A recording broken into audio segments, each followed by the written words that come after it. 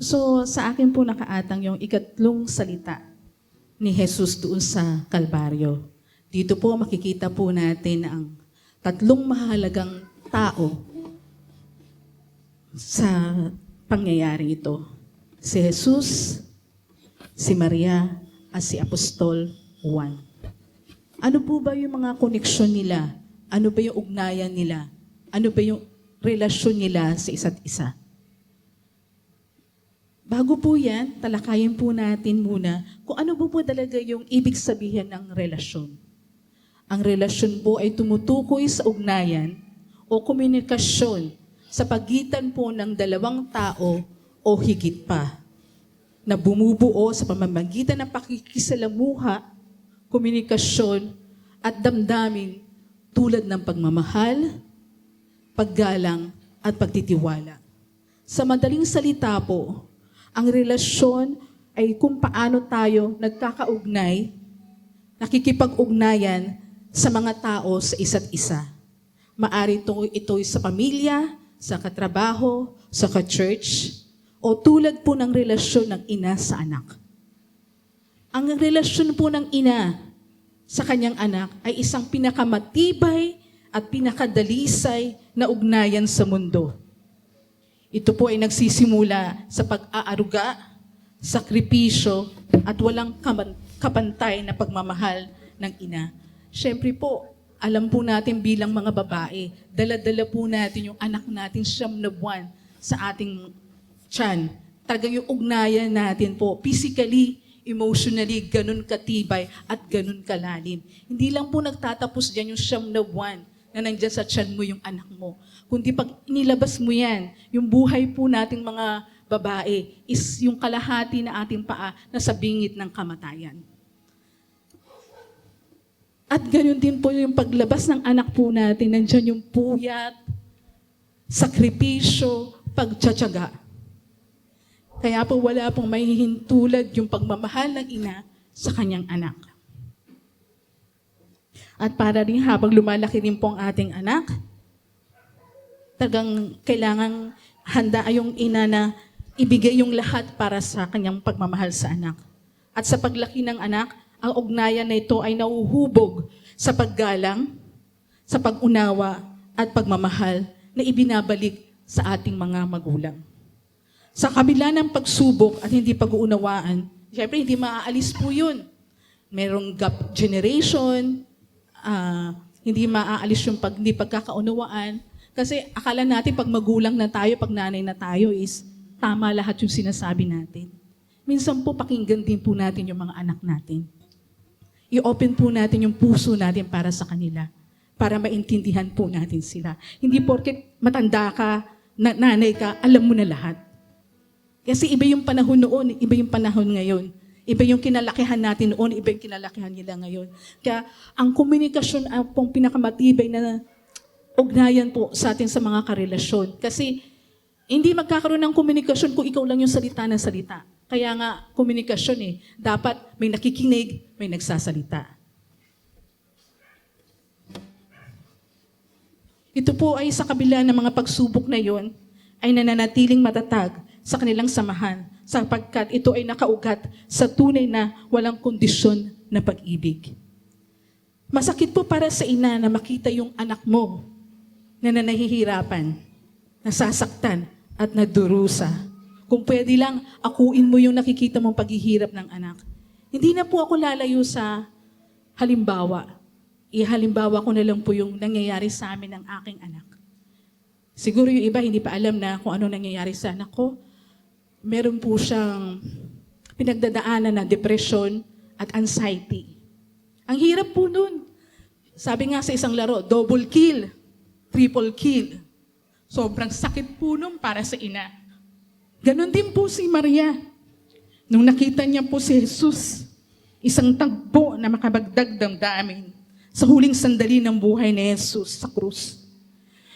Wala nang sasakit pa sa isang ina na makita ang kanyang anak na mamatay sa kanyang harapan.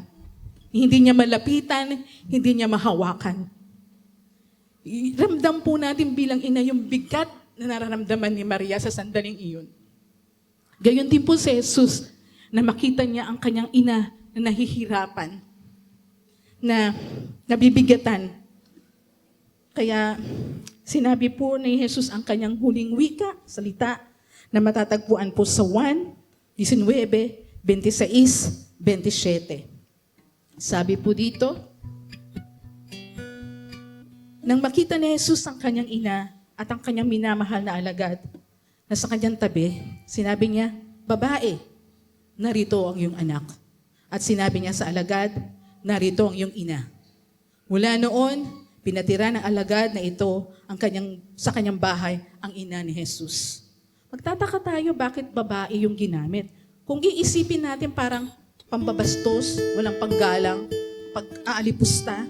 Pero sa panahon pong iyon, sa kultura ng Hudyo, ang salitang babae ay isa pong mataas na paggalang para sa mga kababaihan. Pinakita rin po dito sa tagpong ito yung dalawang katauhan ni Jesus. Ang una po, ang kanyang pagkatao bilang tao. Namuhay po siya ng karaniwan na katulad natin, nakaranas ng masaktan, mabigo, mauhaw, mapagod, umiyak at tumawa. Bilang tao, pinakita ni Jesus ang kanyang pagmamahal sa ina habang siya'y nakapako sa krus. Pagmamahal sa kanyang ina sa kabila ng matinding sakit at paghihirap sa krus. Inuna niya ang kapakanan ng kanyang ina upang matiyak na may mag-aalaga kung siya ay mamamatay na. Hindi lang ito ugnayan ng isang anak sa ina, kundi isang makapangyarihang pahayag ng pag-ibig at pananagutan. Pagpapakita ng pagmamahal sa pamamagitan ng pagtagubilin kay Apostol Juan na alagaan ng kanyang ina. At bilang anak, panganay, pinakita niya rito ang pagtupad ni Jesus bilang responsableng anak at kapamilya. Isang simpleng tagubilin ng punong-puno ng damdamin na may kaakibat na responsibilidad. Pangalawa po, makikita po natin si Jesus bilang Diyos. Pinakita po niya sa atin ang kanyang pagmamahal, ang kanyang wagas na pagmamahal, pag-ibig sa pamagitan ng pagpapakapako sa krus upang tubusin po ang ating mga kasalanan, maging malaya at mapabilang sa pamilya ng Diyos. Siya ay namatay para sa ating kasalanan at nabuhay na muli upang mahayag ang kataparan ng nais ng Diyos para sa atin. Pagwasak sa mga kasalanan natin at maipakita ang tagumpay sa kanyang pagkabuhay na muli.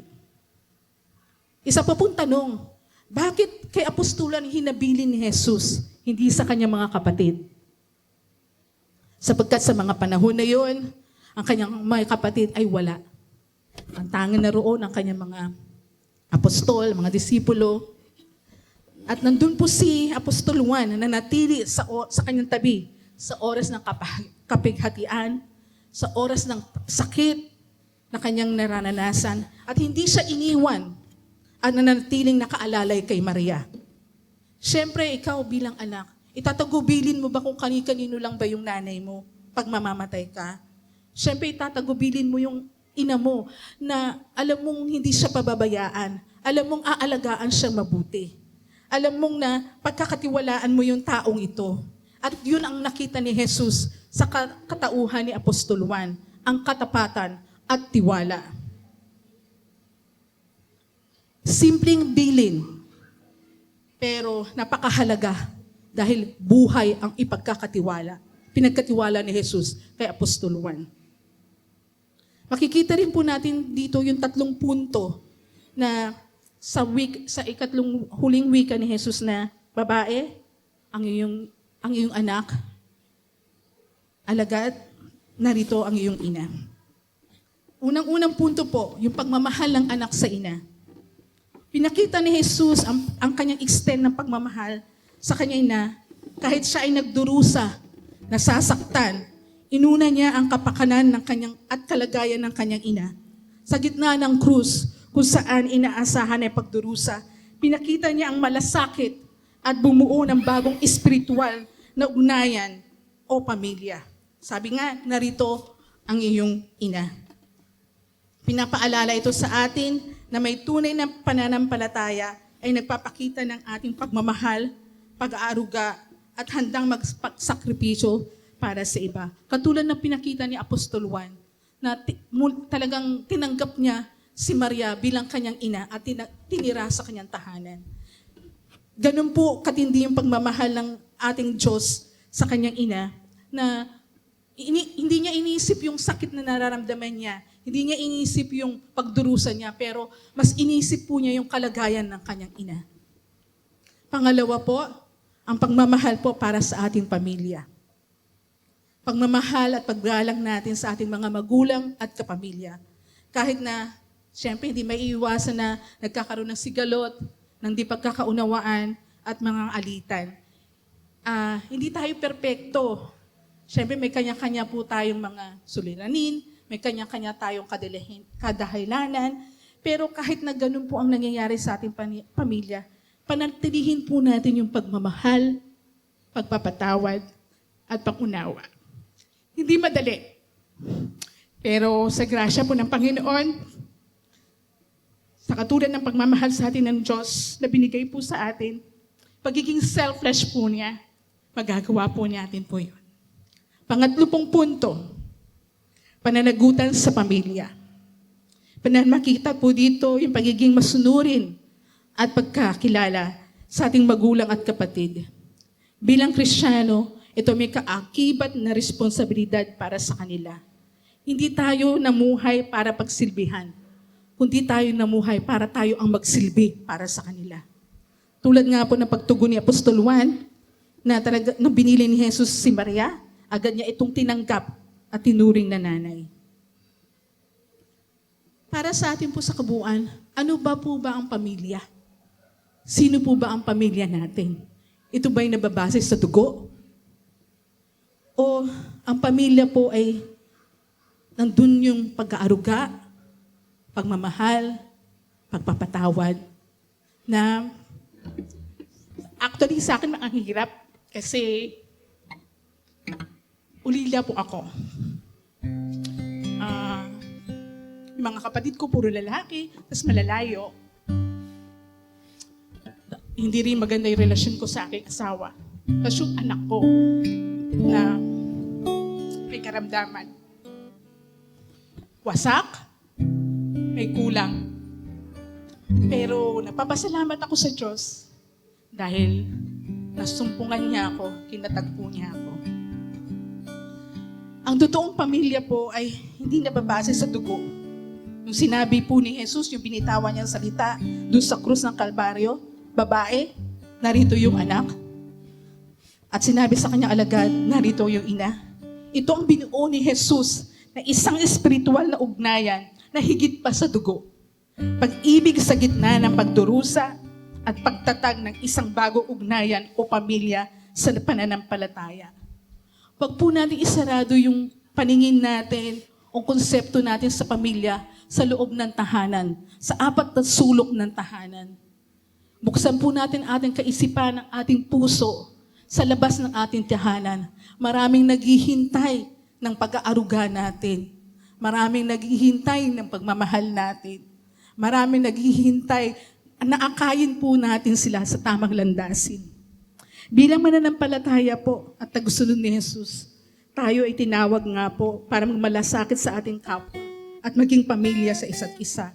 Ibahagi natin ang ating buhay habang lumalago sa pag-ibig, maging sa pamilya na laging naroon, maging matatag at masasandalan. Katulad po ng pinapakita po ng ating simbahan. Naroon yung pagtulong-tulong, naroon po yung ugnayan, pagmamalasakit, pagpaparandam ng pagmamahal at pagtanggap kung sino at ano po tayo. Minsan meron magkasabi dyan, tara pag-usapan natin yan, magkape tayo doon sa Kapinapod. Yan. Kidding aside po, talagang merong mga tao na talagang kahit hindi isang tapik lang, talagang mararamdaman mo yung pagmamahal nila sa'yo. Yung ipanalangin ka lang sa sitwasyon mo, malaking pasasalamat na yun. Kaya nga po tulad ni Jesus, tayo po ay kanyang kinupkop upang maging bahagi ng kanyang pamilya.